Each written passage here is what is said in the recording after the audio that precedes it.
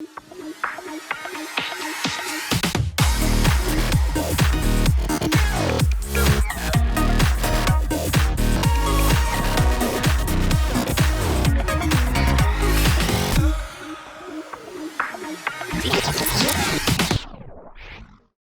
you have any idea why was business dropping off?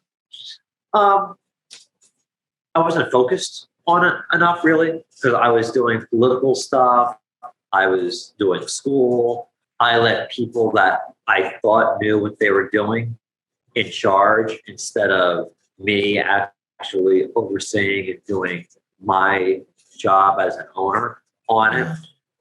Cleanliness went down of the store itself.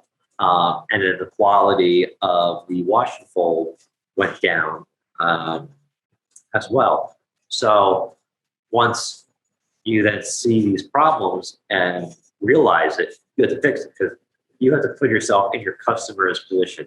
And you want to make it as welcoming and seeing everything you can see, not from your perspective, but from the eyes of your customer. Because at the end of the day, they're who you're working for. The boss isn't me or you. The boss is really the customer. Without them, we're all fired and we all don't have a job. And that, I think, is the mindset that you kind of have to have, when you're viewing your business or any opportunity that you're looking at.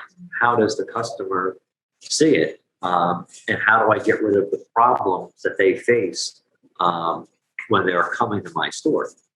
So you went in there and you went into your stores, you kind of looked at it from a customer perspective and realized you needed to work on the cleanliness. You needed to work on your employees, getting employees and managing your employees maybe more closely to make sure they were doing a consistent job. And then you also tried to look into some promotions that you just did kind of on your own. Yeah, because I would say that the biggest thing I think is, your employees are really a reflection of you, right? So I forget who said it, but like your investment in this store, however much it is, let's say you have $500,000 in this store, you're leaving $500,000 in the hands of your poorest trained employee, and you're trusting them with that money, whether you think that or not. They're now in this position where they're overseeing this huge investment that you have in this laundry. And if you don't take the time to train them and work with them, then you're leaving your investment in the hands of however lowly paid or lowly trained that employee is. I think that's a great point, Charles, because in a lot of my conversations, people come to me and they say, what should I do? What should I do regarding marketing and promotions? And if I try to do it, if I remember, I always tell them, well, the first thing, let's talk about your store, especially if it's a coaching client or something like that. Yeah. Let's make sure that all the T's are crossed, all the I's are dotted for what I call the foundational part of the business, getting the store clean. And so you recognized that wasn't happening. And so you weren't promoting your store, but you knew you needed to grow your business. And so you recognized that. You took the accountability and said, hey, this is my baby. This is my business. This is my bad. And I need to own this. I need to go do something about it. So walk us through the process of how you turned that around. And then I'm curious too, like what type of marketing and promotions did you find work to help you grow the business?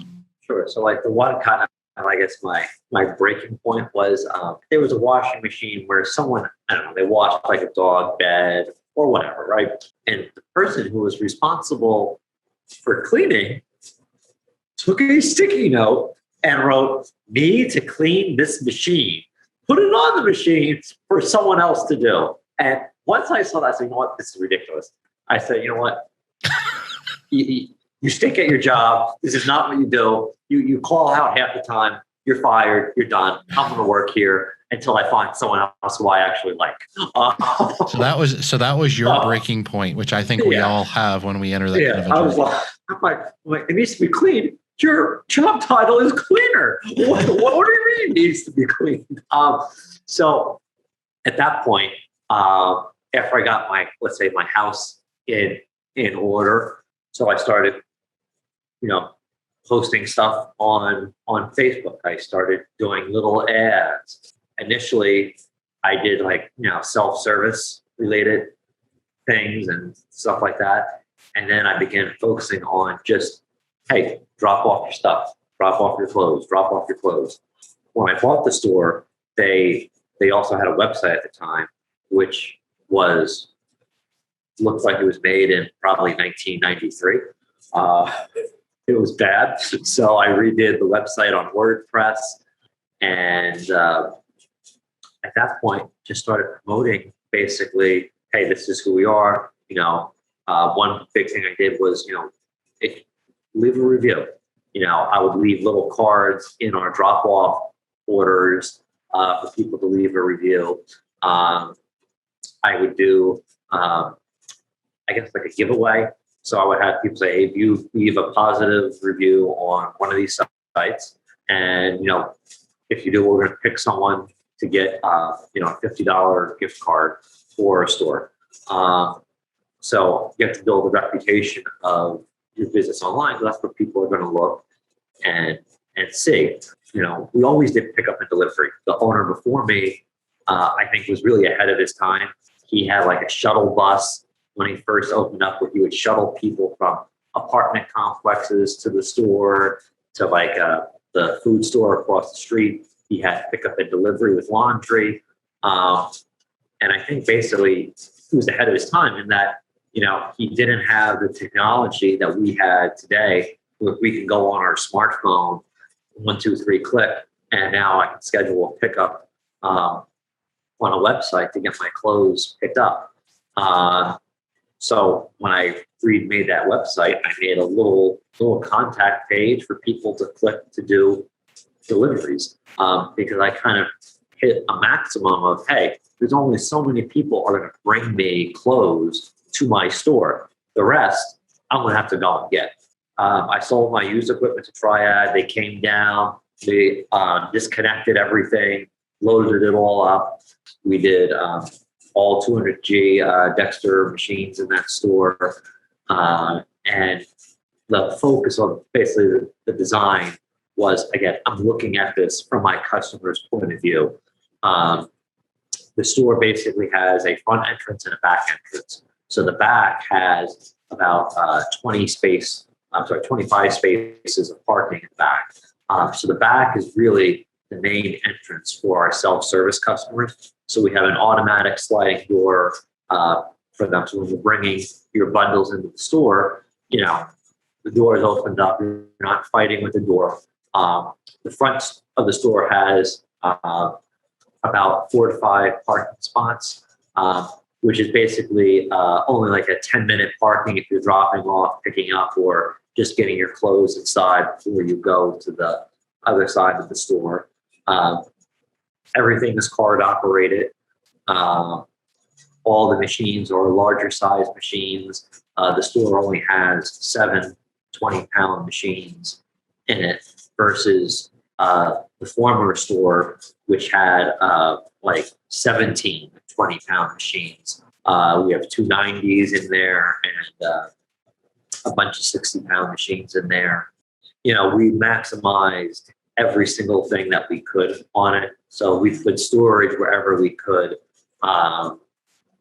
One thing that we did was we had dry cleaning. Right? We were a dry cleaning drop store. We had a pretty decent volume of dry cleaning, and we had one of those spin around dry cleaning racks. Mm-hmm. Well, I didn't have space for it, and what we did instead was we have in the ceiling basically a motorized bike lift. Mm-hmm. So this bike lift comes down, and all of the dry cleaning are now on this basically hanging rod, which we now my goodness, up the ceiling, and then comes back down when we're getting clothes on it. So who came up with that idea? That's very inventive. I kind of stole it from Danny from Perfect Wash over in Huntington Beach, because he has a small store too, and he has high ceilings, and I have high ceilings in this new spot. And I'm like, you know what? I like your idea. I'm gonna use this too. So we did that, and then basically, again, my fear is, hey, she's gonna open a laundromat there. Mm-hmm. So I made it very, very nice. The bathroom is nicer than the bathroom in my own house. There's very nice trim accents along the dryers. We have big I-beams that are part of the building going across the ceiling. And I didn't cover them up. What I did is kind of did like a floating ceiling, and we highlighted those I-beams and put like LED strip light in there. So it's a very modern, clean feel to the place. And we just made it like, I kind of call it a laundry palace. We want to give the customer the best experience they have, whether it's the atmosphere, the function, the flow of it. Because remember, what's the flow of that customer? They're coming into the parking lot, they're parking, they're bringing their stuff in. How easy is it for them to park, get in your store, get to a washer that they need, then go to a dryer? And then where I find most people skip out, for whatever reason, is folding tables. Well, yeah, you can have all these machines, but if there's nowhere for the person to fold their clothes, now you're putting a wrench in the flow, and now they're waiting.